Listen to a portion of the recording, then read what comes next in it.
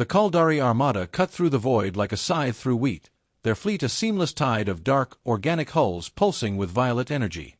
They had crushed empires before breakfast, reduced proud civilizations to ash before their morning rituals. To them, this system was nothing, another backwater, another species too weak to matter. Their sensors pinged. A structure. Derelict. Human. Supreme Tactician 𝗕𝗲 exhaled through his ventral vents, mandibles twitching in amusement. The thing was a joke, bulky, angular, its surfaces pockmarked by micro-impacts. No shields. No energy signatures worth noting. Just a relic of some dead-end species clinging to the edge of known space. Another tomb, he clicked to his second, subjugator 𝗕𝗲. Scans. 𝗕𝗲's claws danced over the holo-display. Primitive alloys. No weapons. Faint power readings, probably a dying reactor. 𝗕𝗲 gestured dismissal. Burn it. We have schedules to keep. The nearest cruiser angled its spine-like prow, plasma conduits flaring. A single shot would reduce the station to vapor. Then the transmission hit. A voice. Human. You are trespassing in sovereign space. Withdraw immediately. The bridge erupted in rasping laughter. A warning. From this. The 𝗕𝗲𝘀 had heard pleas, screams, curses, never something so absurdly bold. 𝗕𝗲 was still chuckling when the station's outer plating moved. Panels slid back. Struts unfolded. Concealed mechanisms whirred to life, shedding decades of false decay like a snake shedding skin. Beneath the disguise, something awoke. Lights flared, cold, white, piercing. A shape emerged from the station's hollow core, massive and jagged, its armored flanks etched with scars no 𝗕𝗲𝘀 weapon could have made. The human warship UNS Titan's Wrath powered up, its reactors humming a frequency that made the alien's tactical AI shriek in overload. 𝗕𝗲's laughter died. His fleet had faced gods. This was something worse. The 𝗕𝗲𝘀 opened fire without hesitation. Plasma lances streaked across the void, the kind of barrage that had glassed continents and shattered moons. The human ship didn't evade. It didn't need to. The first bolt struck, and splashed. 𝗕𝗲's ventral vents clamped shut. His tactical display flickered, recalibrating, insisting its readings were wrong. The human warship's armor absorbed the hits, dispersing the energy across its matte black surface like water over stone. No shields. No deflection. Just sheer, impossible durability. Then the Titan's Wrath returned fire. Its railguns discharged with a soundless shudder, rounds crossing the distance in a blink. A 𝗕𝗲𝘀 cruiser, one of the newer models, layered with quantum dispersive shielding, simply ceased to exist. The projectile punched through its core, the subsequent detonation ripping the vessel into a cloud of superheated debris. No warning. No gradual failure. Just annihilation. 𝗕𝗲's claws dug into the command console. Their weapons. How are they bypassing our defenses? 𝗕𝗲 didn't answer. His mind raced through 1,000 battles, 100 conquered species. None had ever ignored their shields.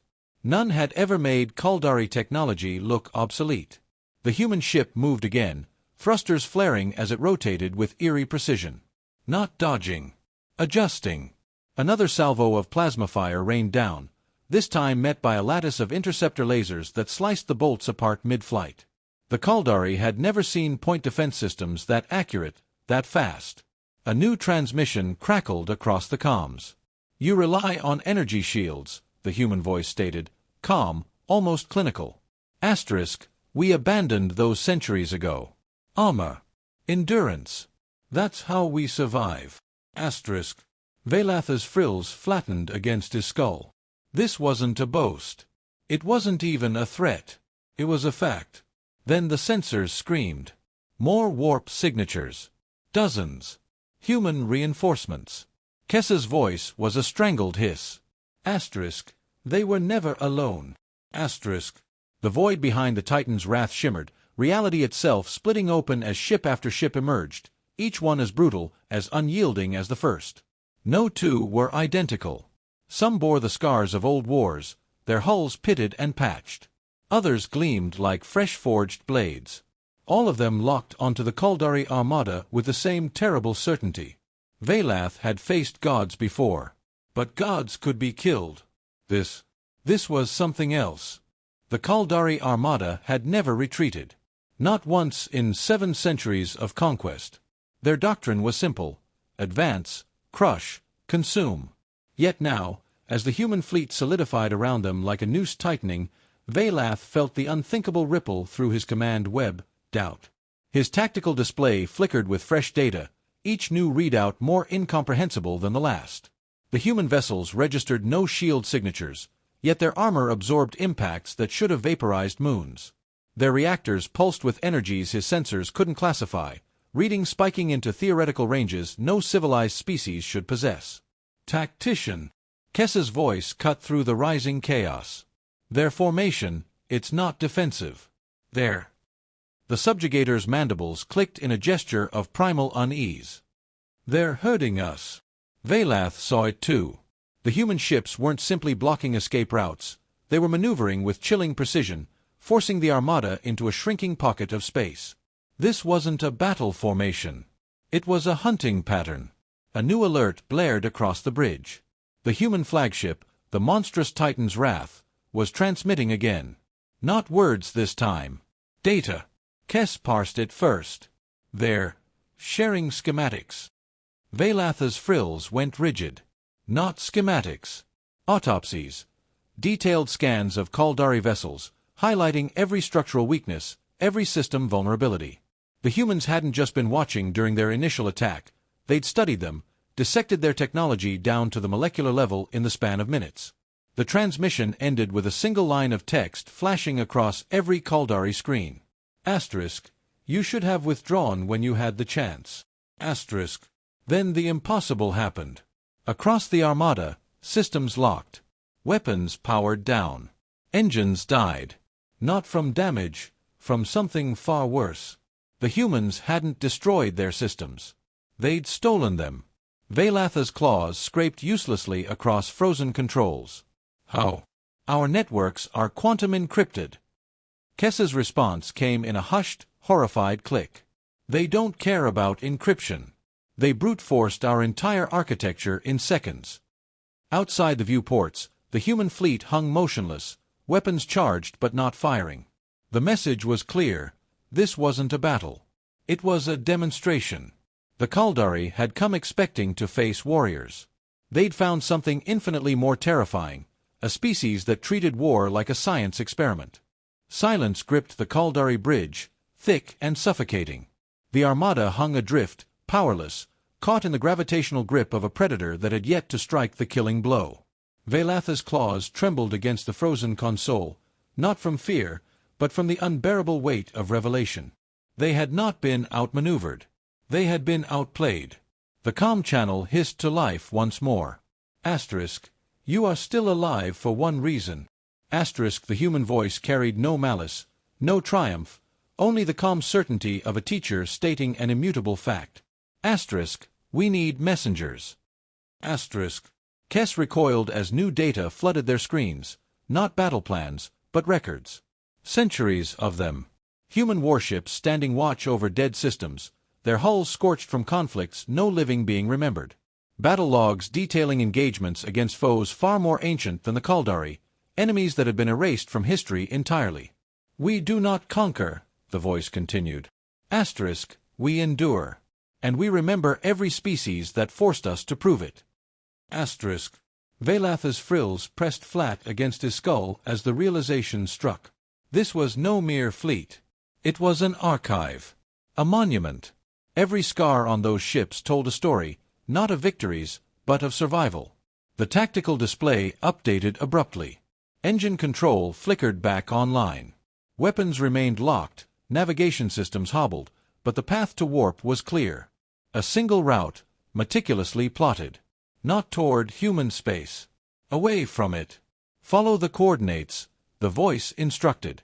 Asterisk, they will lead you home. Tell your High Synod what you saw here. Tell them our borders are not boundaries, they are warnings. Asterisk. 𝗕𝗲 turned to 𝗦𝗲, hissing low. Asterisk, a trick? They could have destroyed us. Why let us go? *Vælath watched the human vessels begin to withdraw, their formations breaking apart with the same terrifying precision with which they'd assembled. He understood now. Mercy was not a weakness in these creatures. It was calculation. Because, he clicked slowly, they want us to spread fear more than they want our corpses. As the first 𝗕𝗲𝘀 ships limped into warp, one final transmission pulsed across the void, not words, but an image. A single human warship, older than the others, its hull a patchwork of repairs, standing vigil over a graveyard of dead stars. The message was clear. The humans had fought worse than the 𝗕𝗲𝘀. And they were still here. The warp corridor collapsed behind the last 𝗕𝗲𝘀 cruiser, leaving only silence and the faint echo of their shame. Vælath stood motionless on the bridge, his claws embedded deep in the command console's alloy. The tactical displays showed nothing now, no pursuing human ships, no final act of vengeance. Only empty space and the cold, unblinking stars. 𝗕𝗲 approached, his movements uncharacteristically hesitant. The Synod will demand answers.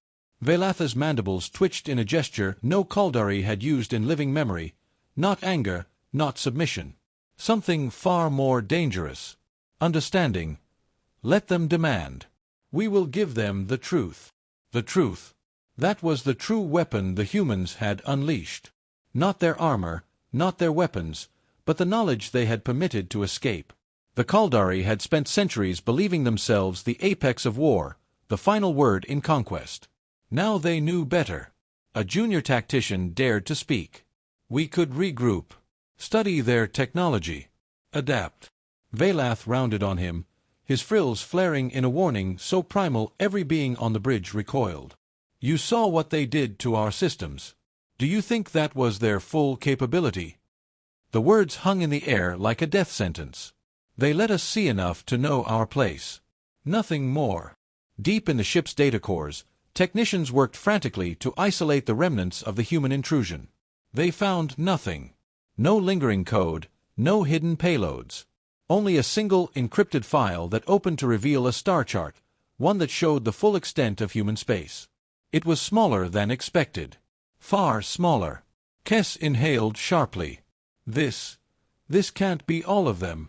Vælath studied the map, tracing the borders with a claw. The humans occupied barely a fraction of the galaxy, their territory a tight cluster of systems surrounded by vast empty reaches. But the chart wasn't blank beyond their borders. It was marked. With dates. With names. With warnings. Every boundary line told the same story. Here be monsters, and the humans had slain them all. The comm crackled unexpectedly. A transmission, piggybacking on their own systems despite all encryption. A human voice, different from before, older. You're wondering why we showed you mercy. A pause. It's simple. We remember the first time we met something stronger than us. We remember what it cost to survive. Static swallowed the rest, but the meaning was clear. This wasn't compassion. It was a lesson carved in blood and offered as the only gift that mattered, the chance to learn without paying the full price. Vælath turned to the viewport, where the stars burned indifferent and cold. Somewhere out there, the humans kept their vigil. Not conquerors. Not guardians. Something far worse. The ones who outlasted. The data core hummed with residual energy as Vælath extracted the final transmission. The humans hadn't just sent coordinates.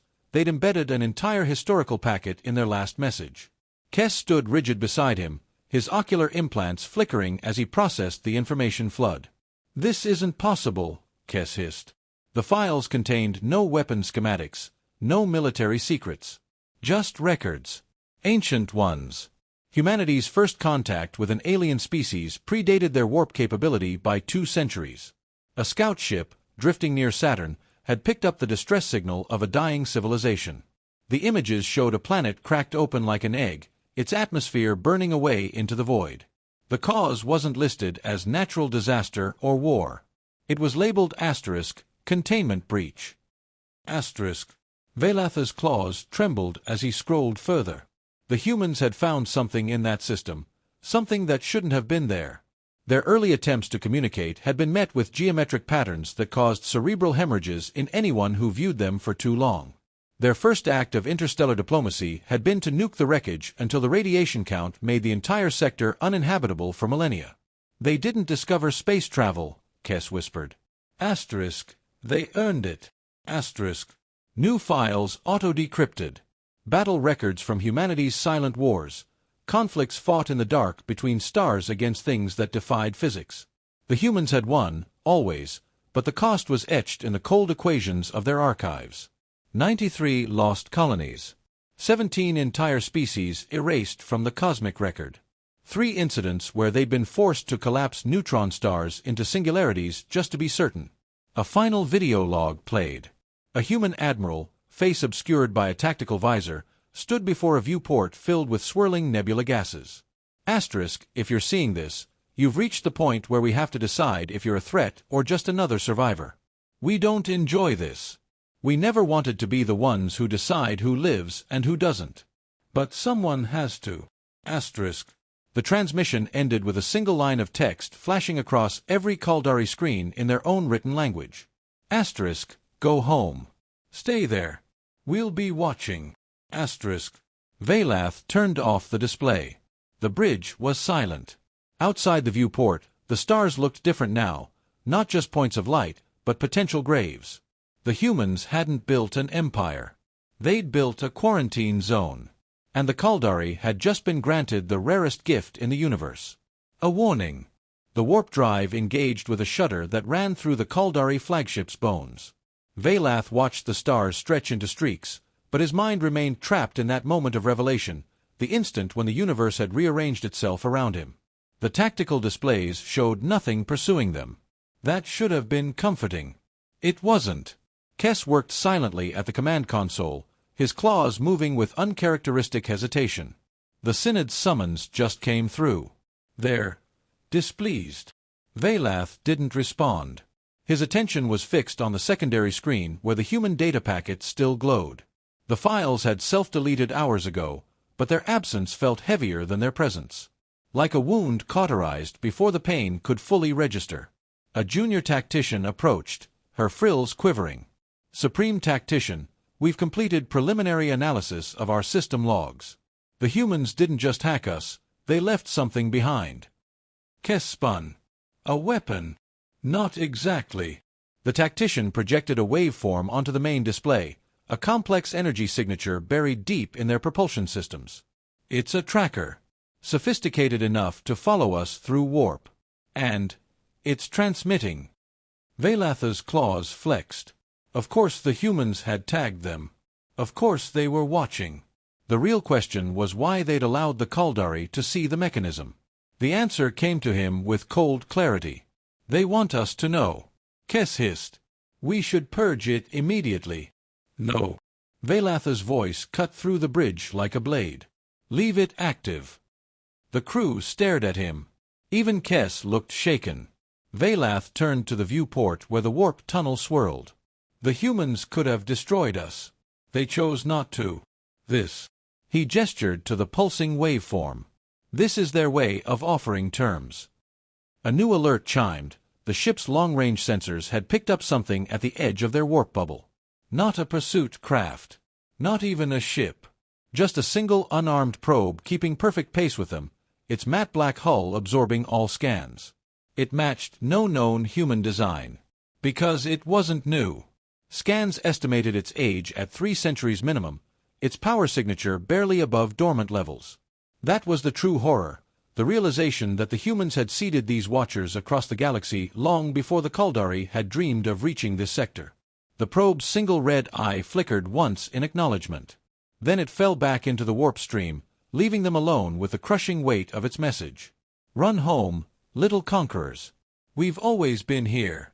The 𝗕𝗲 homeworld hung in the viewport like a bruised fruit, swollen and ripe with the arrogance of unbroken conquest.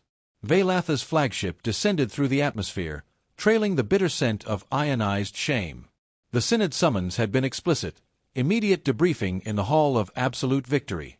The irony curdled in his secondary stomach. 𝗕𝗲 stood rigid at the viewport, his claws etching stress patterns into the reinforced glass. They'll call it treason. Not returning fire. Not scuttling the fleet to deny them intelligence. 𝗕𝗲 adjusted his ceremonial carapace, the ritual armor suddenly feeling like a child's costume. The Synod will say what the humans let them say. The landing struts touched down with a hush. No honor guard awaited them. Only the Chancellor's personal executioners in their obsidian battleplate, pulse rifles humming at ready position. 𝗕𝗲 counted 12. Exactly enough to overwhelm even a tactician of his rank. The lead executioner stepped forward, her voice modulator stripping all inflection. You will surrender your sidearms and submit to neural scanning. 𝗕𝗲𝘀 bristled, but 𝗕𝗲 complied without hesitation. The scanner's probes slid into his cranial ports with practiced cruelty.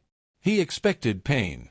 Instead, the machine emitted a confused warble before retracting.